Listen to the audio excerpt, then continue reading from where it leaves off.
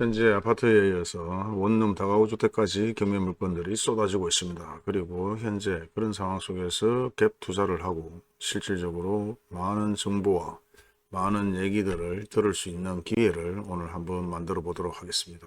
부동산을 운영하고 투자를 직접 진행하지만은 나름대로 경매건을 진행하고 경매를 당하는 입장에서 조언을 해주면서 손해보지 않는 투자 가능성이 있는 다양한 매물들을 소개시켜주는 투자와 부동산을 겸하는 소장님의 얘기를 들어보도록 하겠습니다. 잘 모르는 입장에서 이런 사실 경매를 물어보는 분들이 상당히 많거든요. 아파트 같은 경우도 그렇고 상가주택도 경매로 물어보는 사람들도 상당히 많은데, 지금 아까 얘기했는 것처럼 이게 원룸 지금 실제 입찰을 보시려고 하잖아요. 주의해야 될 사항이나 관심 있게 봐야 될 사항이 뭐가 있습니까? 구독 버튼과 좋아요 버튼을 눌러주시는 여러분은 한평생 복 받으실 겁니다. 지금 분석을 엄청나게 많이 해놓으신 거를 제가 사진을 찍어서 올려놨는데, 예, 예. 실제 저는 이 경매는 크게 관심도 없고 가격이 좀 더 내려갈 것이라고도 생각을 하는데, 실질적으로 아파트든 원룸이든 다가구든 실제 경매 투자를 하지 않습니까? 예, 그래서 분석을 이렇게 해놓으신 것 같은데, 이런 것 같은 경우 관심 있게 보신다고 지금 경매에 어떤 지금 엄청나게 분석 자료를 올려놨는데, 네. 내용이 어떤 내용이죠? 내용은 사실 크게 별다른 건 없고, 그 누구라도 경매 사이트에 들어가시면 볼 수 있는 자료들입니다. 예. 사건 번호가 22타경 4717이고요. 예. 이제 요게 근린 주택이라고 나오는데 우리는 다가구 주택이라고 보고 있습니다. 네. 다가구 건물이고, 예. 사건은 이때 터졌고 임의 경매 형식이다. 그리고 네. 감정이 10억 1000만 원 정도 되는데, 이제 1차에서는 유찰이 됐고요. 그 다음에 2차에서 이제 7억 7천 30%가 내려가는 금액으로 출발을 하는 거죠. 예. 30%는 까졌기 때문에 굉장히 가격적으로 저는 메리트가 있다, 그렇게 생각을 해서 30%만 까지도 관심 있게 봅니까? 왜냐하면 대출을 받고 네. 그 다음에 또 선순위로 이제 대출을 받아준 다음에 그 이후에 들어오는 임차인들의 보증금이나 이런 걸로 투자금을 어느 정도 회수를 할 수 있기 때문에 내 투자금을 작게 할 수 있는 분석을 해봤을 때. 예전에 이제 우리 흔히 아파트 말하는 갭 투자죠. 예. 소액 2, 3천 갖고 투자할 수 있는, 물론 이거는 금액이 크기 때문에, 그리고 지금은 경기가 안 좋기 때문에 그런 소액으로는 투자는 할 수 있는 건 아니에요. 그렇죠. 예. 그런데 이제 제가 만약에 여기에 입찰을 들어간다고 생각했을 때는 7억 1899만 원에 예. 나는 들어가겠다라고 계산을 했는 거고요. 예. 그거에 대한 분석 자료는 이렇게 있습니다. 그런데 이 낙찰을 받으신 분은 7억 5천 117만 7천 원을 써내셨더라고요. 당연히 이 금액이 더 크니까 저는 들어갔었어도 떨어졌겠죠. 벌써 낙찰이 됐네요. 또 그렇죠. 생각으로. 벌써 이미 낙찰이 된 물건들입니다. 이 현장은 사실 실제로 현장을 가보니까 생각보다 건물이 관리가 굉장히 잘 돼 있어요. 진짜로 쓰레기 하나 잘 없고 복도에, 예. 그 다음에 진짜 복도에 침 자국이나 이런 것도 전혀 없고, 관리가 원래 보통 다 잘 안 되는데 경매 사건이 들어가고 나서도 관리가 그래도 굉장히 잘 된 그런 건물이었죠. 그래서 괜찮겠네. 고의적으로 터뜨리려고 했는 건 아니고 실질적으로 관리를 계속하면서 그런 네. 의도가 없었던 집처럼 이제 네네. 보였다. 네네, 맞습니다. 네, 그런 의도가 네. 없었는데 어쨌거나 결론적으로는 터졌고, 네. 제가 이 물건을 좀 유심히 본 거는 뭐 때문에 그러냐면, 그 맞은편에 고등학교가 하나 있습니다. 제가 이 동네가 정확히 제 사는 곳이 아니라서 잘 모르겠는데, 하나 띄워볼까요? 예. 예, 학교 옆에 상당히 위치가 좀 괜찮은 것 같다. 네. 예. 지리적으로 봤을 때는 지하철 역세권이나 큰 도로변에서는 좀 들어와 있는 중간의 위치인데, 예. 이 주변으로 지금 이렇게 이렇게 제가 알기로는 재개발이 추진이 되고 있는 걸로 알고 있습니다. 이런 형식으로. 그러면 이제 이거는 이 물건지 같은 경우에는 재개발이 됐는 예. 그 바로 앞에 위치하고 있기 때문에 도로도 더 넓어질 것이고, 차후에 상가로 재개발을 해도 되고 내가 부시고 새로 지어도 되고, 예. 그런 효용 가치가 조금 더 있지 않을까 해서, 그래서 지금 가격에 입찰해도 괜찮겠다, 그런 판단을 내리게 된 거지요. 저도. 근데 재개발은 지금 아파트도 분위기 안 좋고 계속해서 미분양이 발생되는데, 재개발이 10년 뒤에 될지 20년 뒤에 될지 물론 없는 것보다 있는 건 나은데. 그렇죠. 개발 후에는 없는 것보다 있는 건 나은데, 물론 그것만 보고 들어가기에는 너무 시간이 오래 걸릴 예, 거예요. 그렇죠. 예, 지금 경기가 예. 워낙 안 좋으니까. 예. 그런데요, 이제 소액으로 투자를 해놓고 뭐 매달 현금 흐름을 만지면서 기다리려면 또 기다릴 수 있는 게 원룸이나 다가구 투자거든요. 월세 받아서 이자 빼고 내 손에 남고. 그런데 아, 그렇죠. 예. 예를 들어 여기에 이제 우리가 현재 시세대로 산다 하면 몰라 얼마의 거래가 될까를 생각해 봤을 때에는 아 지금 시세보다는 경매가가 그래도 조금 더 저렴하다. 예. 저는 그렇게 판단을 했습니다. 물론 명도 비용이나 또 뭐 명도를 한 다음에 뭐 건물 안에 들어가 봤을 때 누수나 이런 자잘하게 손대야 될 것들은 있겠지만 그런 것까지 다 포함했을 때에도 예. 괜찮겠다라는 생각이 들어서 저는 분석을 했죠. 근데 참 분석을 하면서 진짜 안타까운 집이 하나 있었습니다. 여기는. 예, 어떤 경우가 굉장히 안타까웠냐면 이 한국토지주택공사 있죠. 우리 흔히 예. 말하는 LH입니다. 예. 당연히 다가구에는 선순위 권리 이후에 이제 임차인분들이 들어오기 때문에 대항력은 당연히 다 없어요. 예. 없어도 소액 임차인이나 이런 분들은 돈을 받아 나가는데 LH 이분이 지금 여기에는 표시가 안 돼 있는데 법원에서 나온 매각 물건 명세서라는 걸 보면 305호로 표시가 돼가 있습니다. 이분이 이제 전입을 요때 하고 확정을 요날받고 배당 신청까지 다 돼 있죠. 예. 보증금은 6천입니다. 예. 그런데 요게 이제 중요한 거예요. 임차권 등기를 해놓고 이분이 방을 뺐다. 예. 이렇게 볼 수가 있는 거죠. 아, 계약이 종료가 됐는데 집주인이 보증금을 안 내주니까 예. 나 방 뺄랍니다. 예. 그런데 대항력을 유지를 해야 되니까 예. 또 점유를 유지를 하는 것으로 보여야 되니까 임차권 등기를 설정을 해놓고 나가는 거예요. 그럼 전세를 설정 안 했는 사람은 임차권 등기만 설정해놔도 충분히 전세권 설정하고 동일한 상황이 만들어진다. 뭐 대항력은 없지만 그러니까 점유는 계속 유지가 되는 것으로 만들 수가 있죠. 어차피 우리가 배당을 받을 때까지는 아, 점유가 예. 유지가 예. 되고 있어야 되니까요.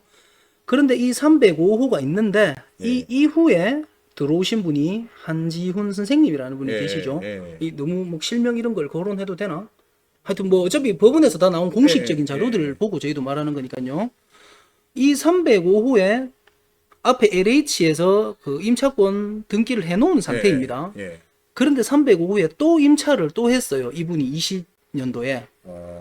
그런데 소액 임차인 최우선 변제 보증금 이내죠. 6천에 2천이 소액 임차인 최우선 변제 범위 내인데 예. 이분은 지금 이 자료가 제가 알기로는 잘못됐다라고 저는 판단합니다. 소액 임차인 최우선 변제를 못 받습니다. 왜냐하면 앞에 임차권 등기가 돼 있어요. 예. 그러면 그 집에 다음에 들어가는 임차인은 예. 소액 임차인 최우선 변제에서는 배제가 됩니다. 아, 왜냐하면 그렇게 따지면 이걸 악용할 수가 있기 때문이죠. 한 집에다가 임차권 등기 설정해놓고 그 사람도 소액 임차인 최우선 변제 예, 받아가고 예. 다음 사람 또 최우선 변제 받아가면 예. 내가 악의적으로 이 집 경매 터뜨릴 건데 예. 내가 4천을 확보하려고 그런 식으로 장난을 칠 수가 있다는 거죠. 그렇기 때문에 또 다른 공수가 있을 수도 있기 그렇죠. 때문에 그래 그렇기 안 된다. 때문에 소액 그 임차권 등기를 해놓은 다음에는 예. 들어온 임차인은 소액 임차인 최우선 변제 배당금 2천만 원 이거를 배당을 못 받습니다. 그러니까 이분 입장에서는 그냥 우선 변제 예. 이 확정 일자와 전입 신고에 따라서 순위로만 따져야 되는데 예. 순위를 따져보면 예. 예, 요게 이제 제가 예. 보는 뭐 경매 권리 분석 편인데요. 엄청나게 권리 분석을 하셨네요. 그렇죠. 뭐 배당 공서나 예. 내가 낙찰을 받았을 때 이 명도의 난이도 이런 거를 개선하기 위해서 이제 예. 다 분석을 해보는데 예. 중요한 건 이제 1순위 이분은 이제 아까 전에 말했던 305호에 예. LH에서 들어온 권기쁨 씨라는 분입니다. 예. 이분이 이제 소액 임차인 그 임차권 등기자라고 제가 적어놨죠. 예. 근데 똑같이 옆에 305호에 한 선생님께서 4,500에 또 들어왔잖아요. 예. 이분이 저도 맨 처음에는 소액 임차인 2천이 되는 줄 알았어요. 근데 안 됩니다, 이분. 그러니까 4,500을 우선 변제로 순서대로 배당을 받아야 되고 예. 문제는 7순위가 되는 거야, 이분은. 7순위로. 그렇죠. 7순위면 아까 전에 이 낙찰가 있죠. 7억 5천 117만 7천 원에서 예. 저는 경매 비용을 지금 공제하지 않았습니다. 그냥 예. 최우선 변제 1억 4천 얼마만 빼고 예. 은행 채권 뭐 대략적인 금액 빼고 1순위가 이제 4천을 받아가죠 여기에. 예. 최우선 변제, 우선 변제 4천. 예. 2순위가 6,500을 받아가죠. 2순위가 요분. 예. 예. 그리고 3순위 1,500, 4순위 1,000, 5순위 1억 4천을 받아갑니다. 남았을 때. 그렇죠. 돈이 남았을 예, 때. 근데 예. 5순위부터도 사실 돈을 받아갈 게 없어요. 그러면 이 7순위 이분도 사실 돈을 받아갈 게 없다라는 겁니다. 그러면 여기서 억울한 거는 뭐냐 하면 2천은 사실 받아갈 수 있는 돈이란 말이지. 예, 예. 원래대로 하면. 예, 예. 그런데 소액 임차인 이 임차권 등기가 돼 있는 바람에 괜히 뒤에 이 집에 전입신고 확정일자 받아놨다가 돈을 한 푼도 못 받고 나가게 되는 그런 상황이 발생하지 뒤에 않을까. 그렇게 설정을 해놓으면 앞에 것도 묵시돼 뿌네요. 그렇죠. 그러니까 예. 앞에 이분은 사실 아무런 문제가 없어요. 예. LH에서 단분은. 근데 예. 뒤에 들어온 이분은 똑같은, 그러니까 임차권 등기가 된 집에 들어온 이분만 피해가 커진다는 거죠. 원래는 2천을 받아가고 2,500만 예. 가지고 우선 변제로 가서 뭐 받든지 못 받든지 이렇게 돼야 되는데 예. 지금은 총 금액 4,500을 다 못 받을 위기에 처해있다. 이렇게 보입니다. 그러니까 굉장히 안타까운 상황이고. 그러면 이런 실수를 안 해야, 뭐, 이런 실수를 했는데, 이런 실수를 안 해야 되는, 뭐 어떤 얘기가 있다면은, 뭐 이분은 나름대로 여기 가서 물어보고, 저기 물어보고, 다 물어보고 이렇게 해놨을 거 아닙니까? 그죠? 그렇죠. 다 물어봤을 텐데. 물어보고 그게 맞다고 생각하고 덜컹 해놨는데, 지금 보니까 이것도 저것도 제대로 못 받는 상황이 벌어졌는데, 뭐 이게- 이런 오류를 안 범하려면은 어떻게 해야 되는 겁니까, 그러면? 사실 임차권 등기가 된 집에 예. 그 다음 들어가는 사람이 소액 임차인 최우선 변제 대상이 아니다라고 알고 있는 분이 사실 예. 많지는 않아요. 그러니까 아마 중개를 한 부동산에서도 이런 부분들은 몰랐을 거고. 그리고 사실 501호 이분도 1억 4천이 자기 보증금인데 예. 소액 임차인이 아니다 보니까 최우선 변제도 없어요. 그런데 5순이란 말입니다. 예. 5순이다 보니까 이분도 제가 알기로는 돈을 좀 많이 못 받아가는 걸로 저는 알고 있어요. 그러다 보니까 이분도 피해가 상당하죠. 그러니까 5순위, 6순위 이분은 돈을 다 받아가 부으니까 받을 게 없고 7순위가 어딨노? 이분이죠. 이분 아까 억울하시다 하는 이분이고 예. 8순위 이분도 2,500을 못 받아갈 가능성이 굉장히 큰 겁니다. 여기 X하고 O하고 다 체크를 해 놓으셨네요. 네, 그렇죠. 날짜도 적어 놓으시고. 물론 이거는 제가 그냥 네, 제 그렇죠. 편의상 네. 제가 혼자 알아보기 좋게 예. 그냥 배당 순서를 정해서 이 명도의 난이도를 예상해 보려고 저는 배당표를 작성을 하는 거예요. 왜냐하면 1순위, 2순위 이런 분들은 이 돈을 받아가려고 하면 낙찰자한테 명도 확인서라는 걸 받아가야 됩니다. 그 명도 확인서를 받아가야지 법원에서 확인을 하고 보증금을 배당을 해주는데 예. 그러면 이 사람들도 자기들 보증금 받아가려 하면 낙찰자한테 감정적이거나 악의적으로 대들 수는 없다라는 거죠. 돈을 받아가야 되니까. 네, 그렇죠. 그런데 7순위, 8순위, 9순위 이제 이런 분은 사실 또 문제가 안 되겠죠. 2천을 받아가야 되니까 저한테 명도 확인서를 받으려면 예. 고의적으로 나오겠죠. 아, 예. 근데 7순위나 8순위 이런 분들은 어차피 받아갈 돈이 없다고. 예. 이분이야 또 2천을 받아가야 되니까 고의적으로 나오겠지만 예. 7순위 이분들 같은 경우에는 어차피 받아갈 돈이 없어. 예. 고의적으로 나올지 안 나올지 뭐 모르는 상황이 돼버리는 거죠. 그러니까 명도의 난이도도 이제 이 표를 가지고 예상을 해볼 수가 있다. 그렇게 계산을 하는 겁니다. 그리고 김사장 입장에서는 실제 이런 것도 낙찰을 받아보려고 이렇게 다 체크를 하고 하는 거고, 그 다음에 그렇죠. 그 중에서도 경매로 나왔는 것 중에서도 상당히 괜찮은 걸 다 물건을 뽑는 거잖아요. 이 그렇죠. 정도면 괜찮다, 위치가 괜찮다. 네네. 그럼 뭐 어떤 분들은 뭐 아파트든 뭐 다가구든 뭐 경매가만 싸면 무조건 좋다.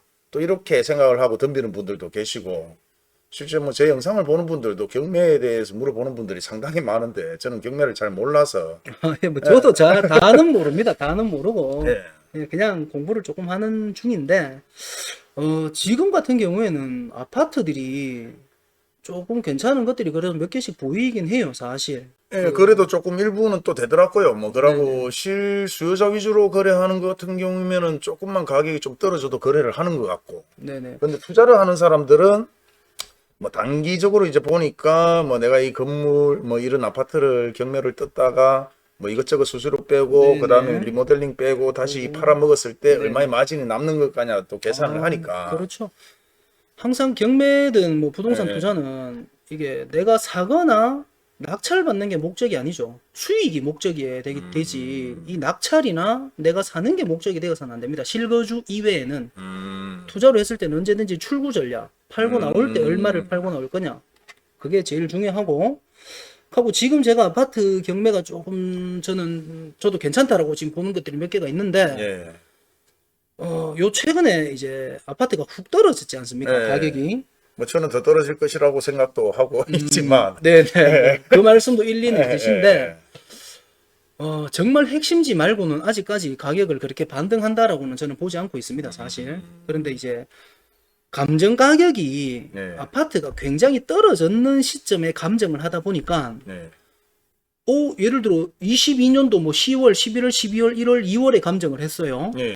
완전 최악일 때 감정을 해버린 겁니다. 예. 그러다 보니까 그때보다 지금 분위기가 조금 좋아졌는 지역들도 있다라는 거죠. 예, 그렇죠. 근데 예를 들어 21년도 1월에는 7억씩 하던 아파트가 예. 22년도 최악의 상황에서는 막 5억씩, 4억씩 거래가 되는 겁니다. 반토막 난 것도 그렇죠. 있고. 예. 그러면 감정평가사도 그냥 그 가격에 감정을 해버리는 거예요, 4억에. 그런데 불과 또 뭐 23년도 봄부터는 또 가격이 좀 오르고 일부 뭐 이래 됐지 반등 않습니까? 약간 뭐 흐름이 있었는데 그러다 왜 보니 안 좋은 상황에 아파트를 팔아야 되니까 그때 그 시절에 감정을 딱 네. 해보니까 감정가에도 엄청나게 낮게 그렇죠. 나오는 거고. 감정가가 낮은데 지금 시세는 또 조금 올라가 있는 물건들이 있다라는 예, 거죠. 예. 그러니까 안전마진이 확보가 되는 물건들이 간혹 보입니다.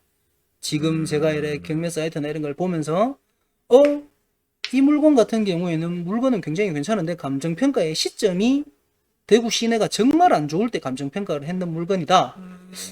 지금 시세는 실거래가 분명히 더 나오는데 예. 그리고 층도 더 좋은데 예.